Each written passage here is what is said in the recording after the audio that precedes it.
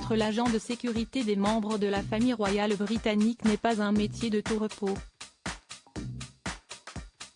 Ceux qui ont pour mission de protéger Charles III, le prince William ou encore son épouse Kate Middleton, doivent se conformer à un certain nombre de règles.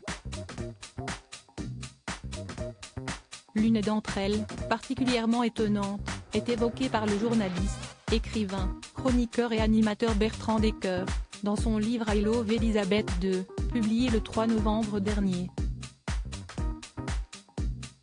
Dans cet ouvrage, où les lecteurs pourront redécouvrir de nombreuses anecdotes au sujet de la souveraine décédée le 8 septembre 2022 au château de Balmoral, l'auteur fait allusion à une leçon très particulière inculquée à ses spécialistes de la sécurité, le maniement du parapluie. Une technique relativement complexe, que nul ne peut se vanter d'exercer à la perfection avant de s'y être attelé à moult reprises. Une technique ardue dans le détail, le but est de parvenir à tenir la poignée du parapluie de la main droite, puis, avec l'aide de la main gauche, de saisir la pointe de l'instrument, détaille Bertrand Decker dans son livre. Le journaliste précise que les agents de sécurité doivent ensuite faire glisser lentement leurs mains le long de la tige principale. Et cela, sans oublier de tourner la poignée du parapluie dans le sens des aiguilles d'une montre, tout en vérifiant que les plis du tissu sont bien maintenus en place.